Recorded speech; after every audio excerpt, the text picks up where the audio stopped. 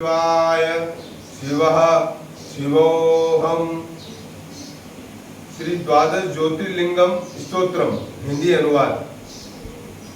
जो अपनी भक्ति प्रदान करने के लिए अत्यंत रमणीय तथा निर्मल सौराष्ट्र प्रदेश काठियावाड़ में दयापूर्वक अवतीर्ण हुए हैं, चंद्रमा जिनके मस्तक का आभूषण है, उन ज्योतिर्लिंग स्वरूप भगवान श्री सोमनाथ की शरण में मैं जाता हूँ, जो ऊंचाइयों के आदर्शभूत पर्वतों से भी बढ़कर ऊंचे श्री शैल के शिखर पर, जहाँ देवताओं का अत्यंत समागम होता रहता है, प्रसन्नता पूर्वक निवास करते हैं तथा जो संसार सागर से पार कराने के लिए पुल के समान है।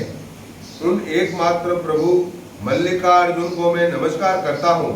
संत जनों को मोक्ष देने के लिए जिन्होंने अवंतीपुरी उज्जैन में अवतार धारण किया है, उन महाकाल नाम से विख्यात महादेव जी को मैं अकाल मृत्यु से बचने के लिए नमस्कार करता हूँ।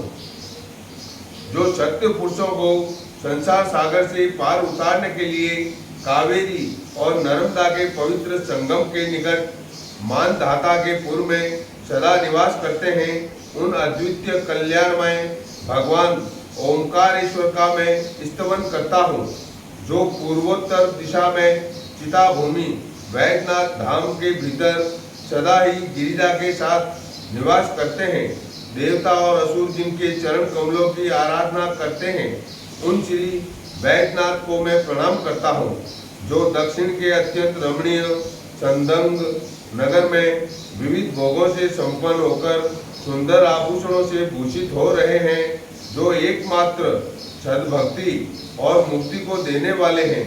उन प्रभु श्री नागनाथ की मैं शरण में जाता हूँ, जो महागिरी हिमालय के पास केदार सुरंग के तट पर सदा निवास करते हुए मुनीश्वरों द्वारा पूजित होते हैं तथा देवता, असुर, यक्ष और महान सर्प आदि भी जिनकी पूजा करते हैं, उन एक कल्याणकारक भगवान केदारनाथ का मैं स्तवन करता हूँ, जो गोदावरी के तट के पवित्र देश में सहर्य पर्वत के विमल शिखर पर निवास करते हैं, जिनका दर्शन से तुरंत ही पातक नष्ट हो जाता है।